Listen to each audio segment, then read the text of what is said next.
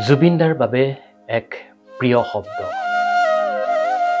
অকল প্ৰিয় শব্দই নে? আমি জানো নাহৰ মানে এবিধ গছ, নাহৰ নামেৰে এবিধ ফুল। কিন্তু এই নাহৰ গছবিধ হওক বা ফুলবিধ হওক, জুবিনদাৰ কিয় ইমান প্ৰিয় আছিল সেয়া বহুতৰেই হয়তো নুবুজিব। জুবিনদাই নাহৰক লৈ গীত লিখিছিল। জুবিনদাই নাহৰৰ মাজত বিচাৰি পাইছিল নিজৰ প্ৰেমিকাক, বিচাৰি পাইছিল নিজৰ মাতৃক, বিচাৰি পাইছিল নিজৰ প্ৰাকৃতিক সৌন্দৰ্যখিনি। সেইদৰে জুবিনদাই গাই গৈছিল নাহৰৰ গীত। এই নাহৰ নামেৰেই জুবিনদাৰ এটি বিহুগীতৰ এলবামো আছিল।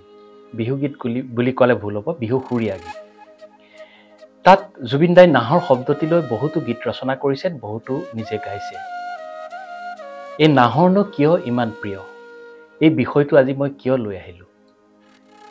কাৰণ জুবিনদাৰ স্মৃতিয়ে আমনি কৰি থাকিলোঁ। জুবিনদাক প্ৰতি মুহূৰ্ততেই আমি আমাৰ মাজত জীয়াই থকাটো বিচাৰোঁ বা জীয়াই ৰাখিম। জুবিনদা নাইকিয়া হ'ব নোৱাৰে। জুবিনদা চিৰদিন আমাৰ জীৱনত, তেজত শিৰে শিৰে বৈ থাকিব। জুবিনদাই ভাল পোৱা এই নাহৰ শব্দটো বা নাহৰ গছজোপা, ফুলপাহ আজি বিষয়ৰ মাজলৈ আনিছোঁ। কাৰণ তাৰ মাজেৰেই যেন আমি জুবিনদাকো বিচাৰি পাম। আহকচোন জুবিনদাৰ এই নাহৰৰ বিষয়ে আমি অকণমান ইণ্টাৰনেট আৰু ছ'চিয়েল মাধ্যম তথ্যৰ পৰা যুগুতোৱা অনুসৰি কথাবিলাক অলপমান বুজ ল'বলৈ চেষ্টা কৰোঁ। ছ'চিয়েল মিডিয়া BBN লাইভ যোগে পাইছিলোঁ,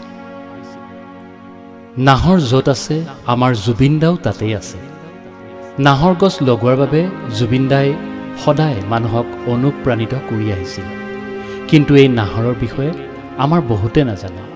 আজি আপোনালোকক নাহৰ গছৰ বিষয়ে অলপ জনোৱাৰ প্ৰয়াস কৰিছোঁ।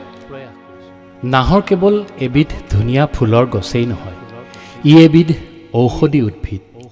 সাপে খুটিলে নাহৰৰ পাত আৰু ফুলৰ ৰস খালে উপকাৰ হয় বুলি আয়ুৰ্বেদত উল্লেখ আছে। নাহৰ গছৰ পৰা ধূপকাঠি আৰু সুগন্ধিও তৈয়াৰ কৰা হয়। নাহৰৰ ছালৰ ৰস খালে কেঁচুমূৰীয়া ৰোগৰ উপশম হয় বুলি বিজ্ঞসকলে কয়। নাহৰ গছক হিন্দী, পঞ্জাবী আৰু সংস্কৃতত নাগকেশৰ বুলি কোৱা হয় আৰু মাৰাঠীত নাগচফা, বাঙালীত নাগেশ্বৰ বুলি পৰিচিত। নাহৰৰ বৈজ্ঞানিক নাম হৈছে মেচুয়া ফ্ৰেৰিয়া। নাহৰ শ্ৰীলংকাৰ জাতীয় বৃক্ষ আৰু আমাৰ মৰমৰ জুবিনদাৰ প্ৰিয় আৰু পচন্দৰ গছ।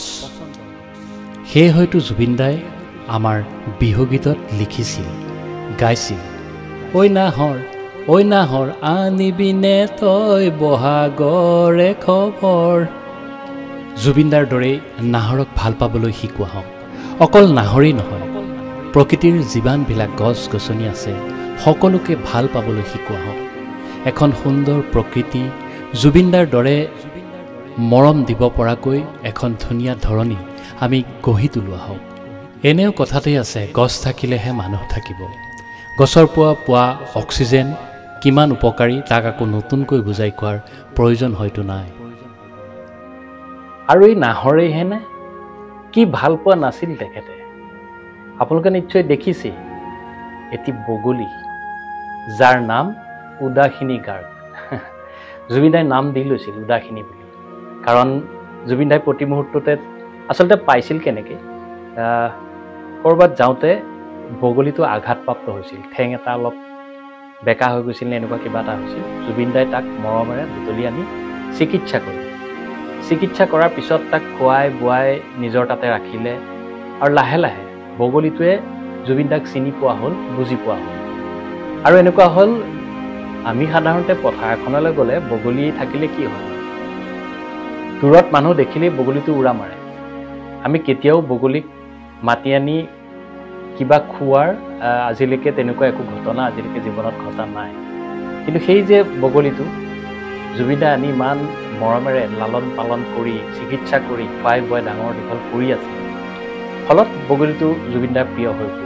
আৰু বগলীটো মানে বগলীটোলৈ চাই জুবিনদাই যেতিয়া বগলীটো উদাস হৈ থকা দেখে সেই নামেৰেই তেওঁ নাম দিলে উদাসিনী আৰু টাইটেলটো নিজৰ লগাই দিলে গাৰ্ল বগলীটোৰ নাম উদাসিনী গাৰ্ল কিন্তু যেতিয়া আমি সেই বাতৰিটো পালোঁ তাৰপিছত জুবিনদাৰ শ্ৰদ্ধাঞ্জলি জনাবৰ কাৰণে ফটো আৰা হ'ল আপোনালোকে নিশ্চয় মন কৰিছেই দেখিছে সেই বগলীটোৱে সেই ফটোখনৰ আগত কেনেকৈ ৰৈ আছিল হয়তো মানুহে বুজি নোপোৱাকৈ বগলীটোৱে কিমান কান্দি আছিল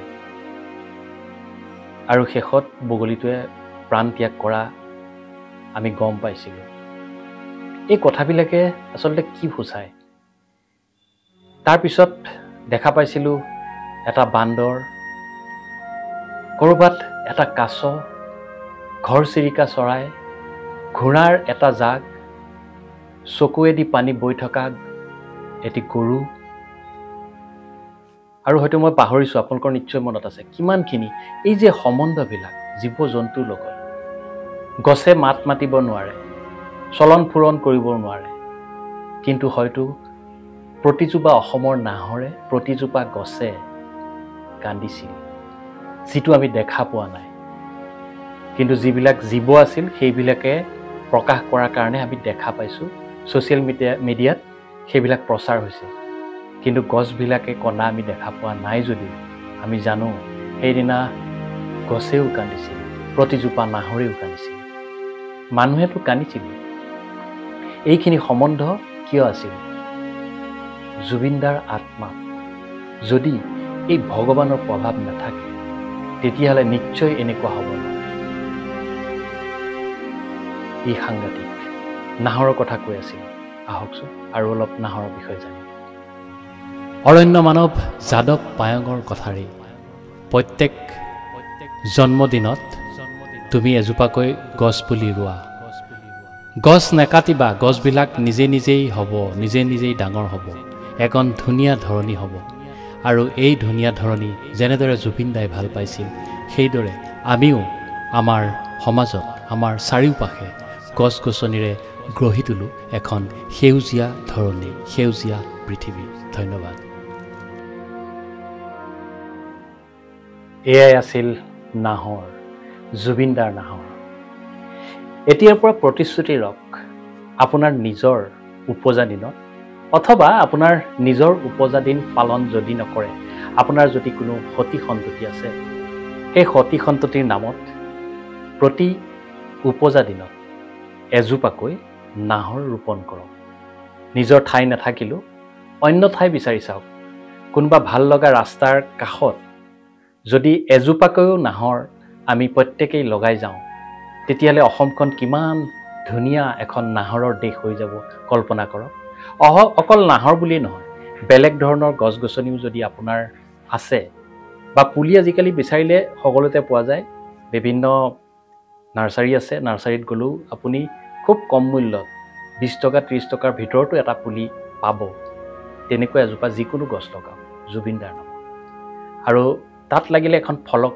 লগাই দিয়ক জুবিনদাৰ বাবে এই উপজা দিনত মোৰ চনটো 2026-27 যি হয় দি নিজৰ জন্মৰ তাৰিখটো লাগিলে উল্লেখ কৰি দিয়ক এনেদৰে যদি গৈ থাকে আমাৰ অসমখনত চাৰিওফালে কেৱল জুবিনদাৰ নামতেই গছ গছনিৰে ভৰি পৰিব গছ গছনিৰ ক্ষেত্ৰত আমাৰ অৰণ্য মানৱ যাদৱ পায়ংদেৱে কৈয়ে গৈছে যাদৱদাৰ কথাখিনিও যদি ফলপ্ৰসূ হয় জুবিনদাৰ নামত যদি এনেকৈ প্ৰতিটো ৰাস্তাত প্ৰতিটো পদূলিত গছ এজোপাকৈ হয় মানুহৰ কাৰণে কিমান উপকাৰ হ'ব অক্সিজেনৰ ফালৰ পৰাই হওক বা প্ৰাকৃতিক সৌন্দৰ্যৰ ফালৰ পৰাই হওক নাহৰৰ বিষয়ে ইমানখিনি আছিল আজিলৈ বিদায় লৈছোঁ পুনৰ জুবিনদাৰ নামত জুবিনদাৰ কিছু তথ্য চৰ্চা পুনৰ কৰি বিদায় লৈছোঁ ধন্যবাদ